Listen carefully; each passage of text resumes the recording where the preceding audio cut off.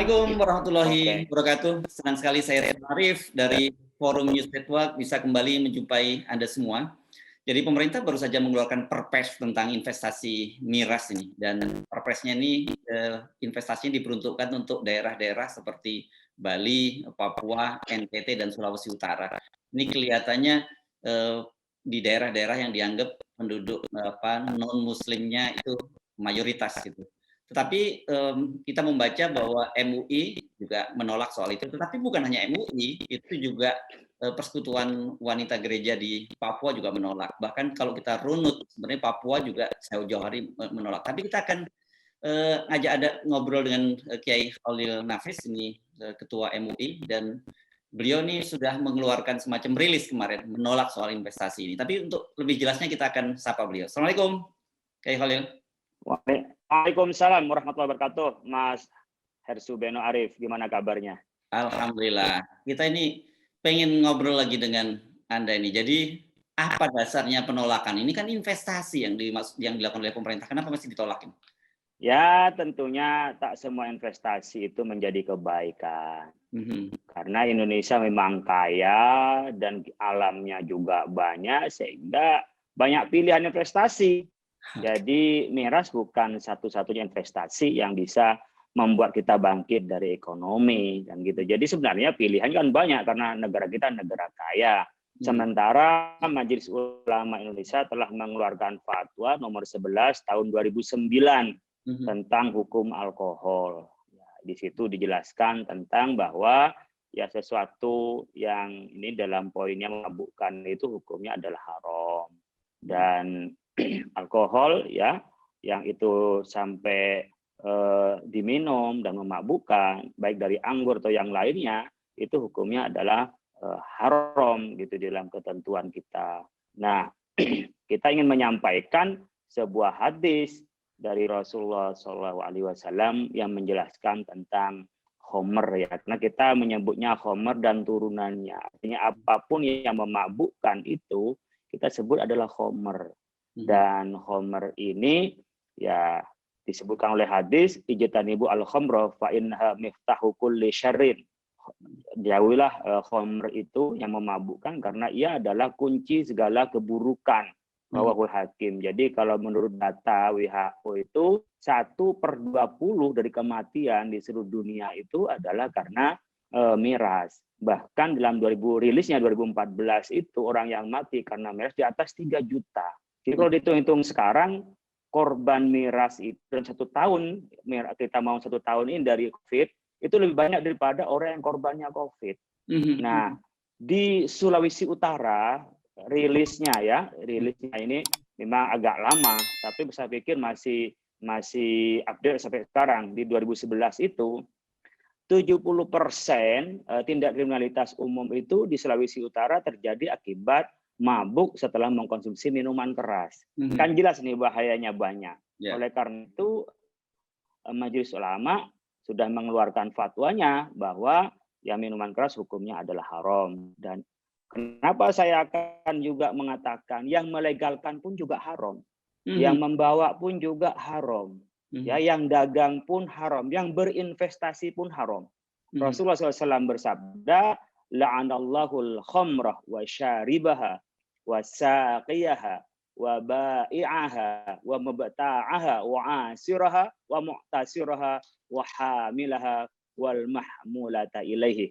Jadi Allah sudah melaknat. Kalau laknat berarti kan haram, sangat keras nih haramnya laknat. Peminumnya dari khamr itu yang memabukkan, penyajinya, pedagangnya, pembelinya, pemeras bahannya, penahan atau penyimpannya, pembawanya, dan penerimanya. Rawahu Ahmad dan Tabrani dari Ibnu Umar. Ini hadis ya. Oleh karena itu ulama perlu bersuara. Karena kalau kita nggak bersuara, maka kita bertanggung jawab di dunia yang paling berat di akhirat di hadapan Allah. Kenapa Anda tahu Khalil umpamanya? Anda sudah tahu MUI, kenapa nggak disuarakan? Nah, kita sudah mensuarakan sejak 2009 dengan hal ini. Konteksnya sekarang masih belum berubah sehingga saya menyampaikan fatwa ini kepada masyarakat. Qad ballagtu, kami sudah menyampaikan, itu tanggung jawab keagamaan kami. Oke.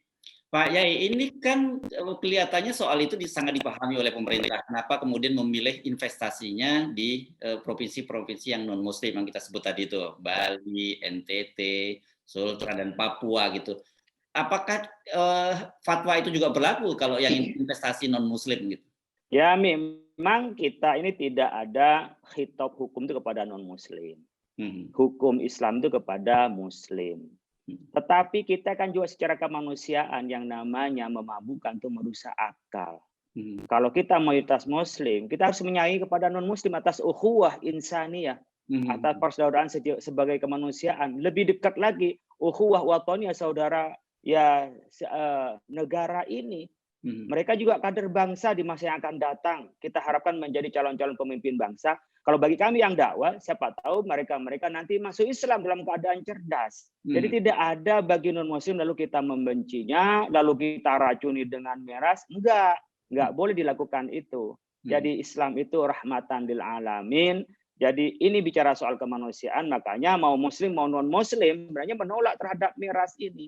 Oleh karena itu manfaat investasi, artinya bagi hasil untuk pemulihan ekonomi, itu tak sebanding dengan rusaknya ya kader bangsa, rusaknya moralnya. Udah terbukti tadi dari sisi ya dari lembaga yang kredibel, dari WHO, dari kepolisian, bahwa mudaratnya saya pikir akan lebih besar. Tidak cukuplah bagi hasil dari investasi itu merecovery untuk memperbaiki kerusakan yang ditimbulkan oleh miras ini.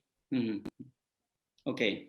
Nah, ini kan kalau kita tadi menyebut bahwa investasi di daerah-daerah non-Muslim itu, apa Anda kemudian anggap sebenarnya di daerah non-Muslim itu sendiri soal miras juga bukan berarti legal ya, kalau orang juga non-Muslim gitu ya? Iya dong. Jadi memang pernah ada kontroversi di Mesir ya berkenaan dengan bagaimana miras kepada non-Muslim itu. Ya. Nah, memang Syekh Ali Jum'ah pernah menfatwakan kalau jualan miras, seperti juga menjual babi di negara non-Muslim dan dijual kepada non-Muslim itu hukumnya boleh. Tetapi itu ditentang oleh para ulama. Ternyata adalah Syekh Sa'ad Soleh, ya, dekan Fakultas Dirosah Islam, dia juga menolak. Lalu juga Syekh Nasir juga, ya, seorang mufti sebelumnya, mufti resmi negara Mesir juga menolak dengan fatwa ini. Nah, di samping itu kita ingin menyampaikan, pertama kalau menggunakan fatwa Syekh Ali Jum'ah itu tidak cocok ya dengan kondisi di Indonesia. Pertama tadi ya berkenaan dengan ditentangnya oleh ulama yang lain dan juga bertentangan dengan apa yang dikatakan oleh Imam An-Nawawi bahwa mengharamkan yang disebutkan oleh An-Nawawi, fa ajma'al muslimun ala tahrim bai'i kulli wahidin minha. Jadi setiap sesuatu dari apa? Dari khamr dan juga dari babi dan khinzir itu, dan tidak dibatasi kepada non-muslim. Yang kedua yang ingin saya sampaikan di samping ini kontroversi di masyarakat, bahwa peredaran di 4 provinsi seperti halnya di Bali, Nusa Tenggara Timur, Papua, dan Sulawesi Utara, itu kan tempatnya mayoritas Muslim, tetapi kan nggak dilarang orang Muslim untuk membeli. Orang Muslim pun nggak ada cegahan untuk membeli. Dan sekarang aja tertutup, dulu tertutup aja, itu kita sudah kerepotan untuk menahan penyebaran miras. Bagaimana ketika menjadi terbuka? Ketika investasinya kalau sudah produksi banyak, pasti penjualannya lebih mudah. Kita harus menutup, mempersulit adanya kemungkaran itu. Ini malah dibuka kemungkaran itu. Karena itu fatwa yang akan dijadikan sandaran untuk melegalkan di daerah-daerah non-Muslim, tetap aja tidak benar, ya, karena juga nanti yang Muslim pun tidak dilarang untuk membeli.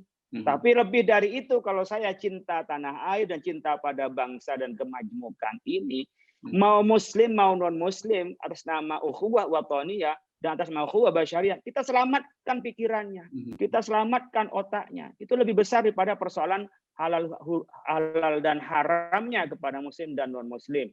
Oleh karena itu, keselamatan bangsa di masa yang akan datang menjadi kewajiban kita untuk memelihara menjadi negara yang maju. Dan negara yang maju itu bukan sumber daya alamnya yang hebat, tapi karena sumber daya manusianya yang bagus. Ya, jadi ini bukan semata-mata soal halal haram ya, bukan, tapi soal manfaat dan mudarat begitu.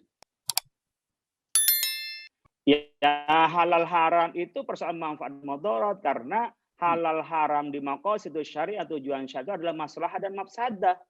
Ketika ada darul mafasid muqaddamun ala jalbil masoleh. Menolak keburukan gara-gara minuman keras, menjadi kriminal, orang jadi mati, generasi ke depan tidak lagi cerdas, otaknya diracuni, itu darul mafasid, didahulukan hal itu, menolak itu daripada jalbul masoleh, daripada kemaslahatannya. Apa maslahatnya? Bagi hasil, bayar pajak, kan itu yang diharapkan.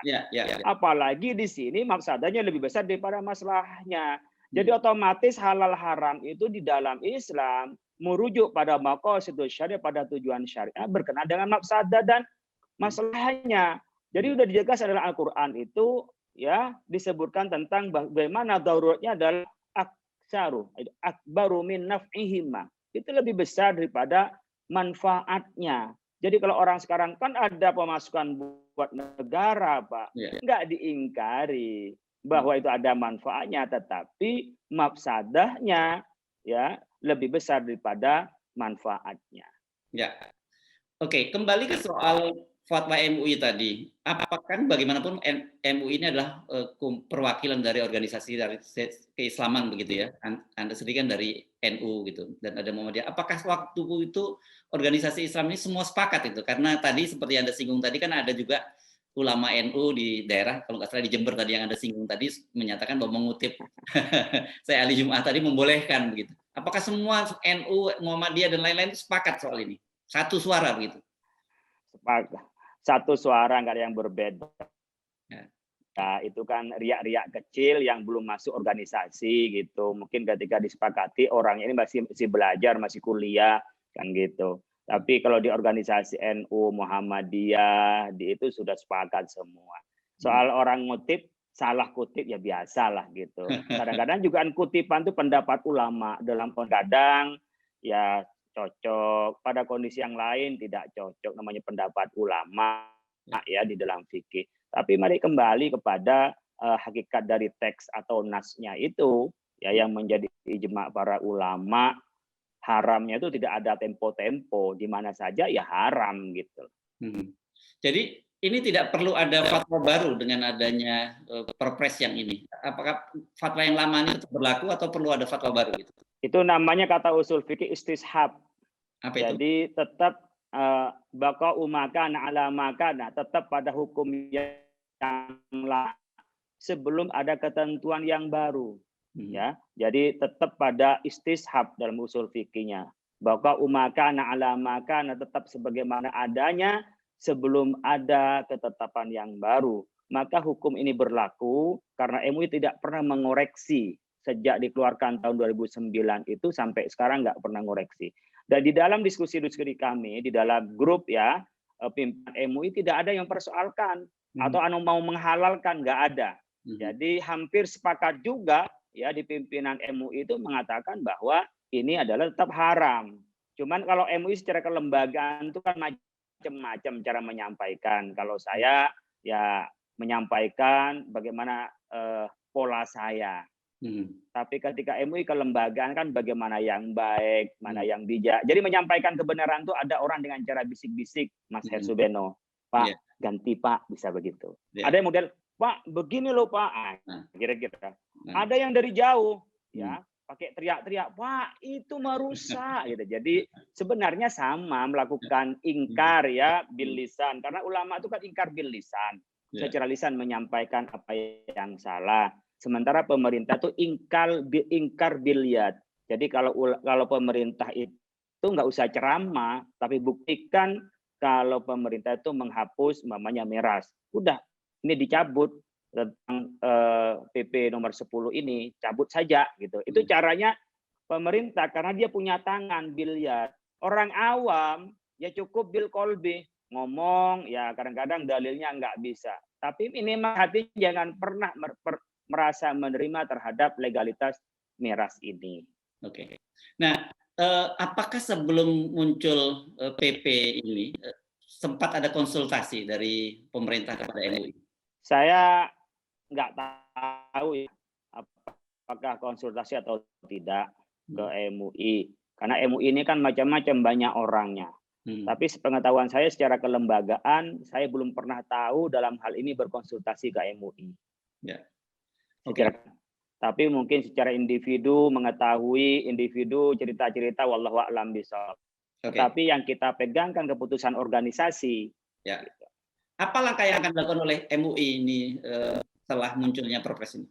Ya, kalau teman-teman yang seperti saya, Buya Anwar Abbas, ya teman-teman seperti Pak Lukman gitu yang di MUI ya bersuara kalau MUI sudah punya keputusan. Tapi secara kelembagaan nanti akan dirapatkan gimana cara ya secara individu-individu menyampaikan respon pemerintah seperti apa. Ya itu tadi bisa saja nanti ketua umum bisik-bisik sama Pak Jokowi, Pak cabut aja bisa seperti itu, atau bisa lewat Pak Wapres yang sekarang sudah Dewan Pertimbangan MUI itu enggak maslahah. Jadi akan lebih bijaklah ketika MUI secara kelembagaan tergantung penggunaannya mana yang lebih efektif. Tujuan kita kan tidak ingin ribut, sebenarnya nggak ingin gaduh.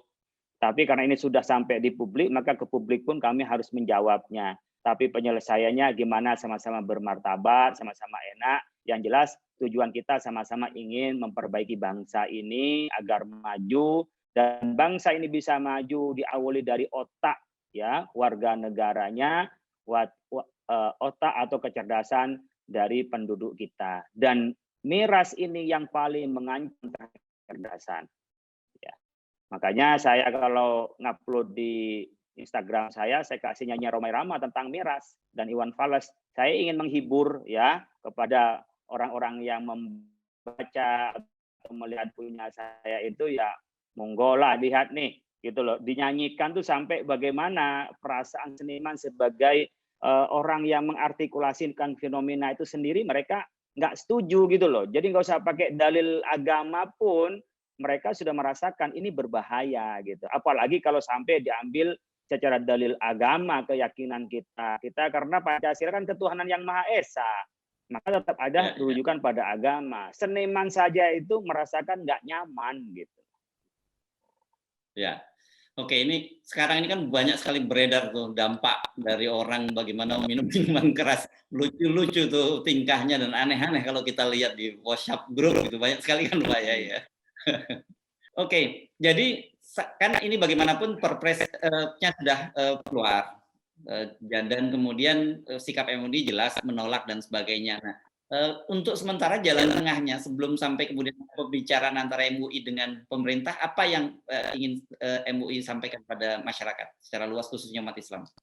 Ya masyarakat mau ada legalitas, apalagi ada larangan, ya umat Islam jangan pernah minum dan jangan pernah menjadi penjual, jangan pernah jadi pekerja. Tolong cari pekerjaan yang lain. Mungkin potensi-potensi yang bisa buat pabrik itu dari apa ya dibuat oleh kita, buat dari arak macam-macam, digunakan untuk potensi yang lain yang itu menyehatkan.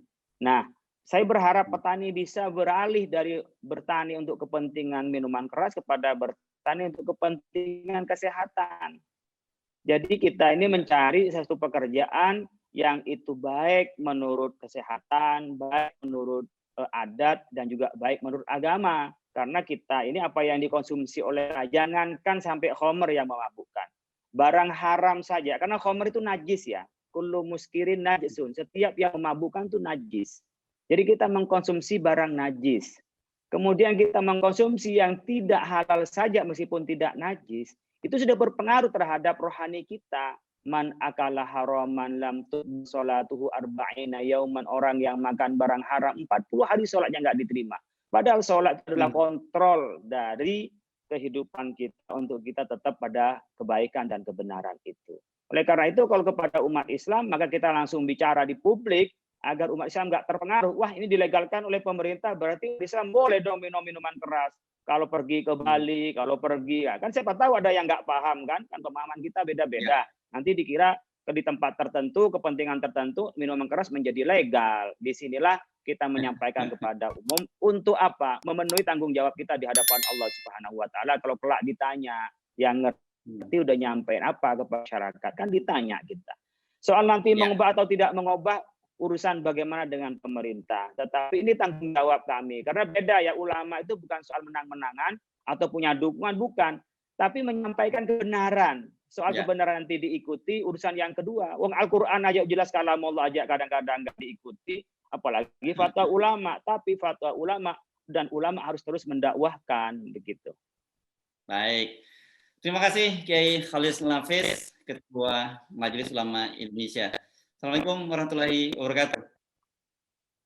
Waalaikumsalam warahmatullahi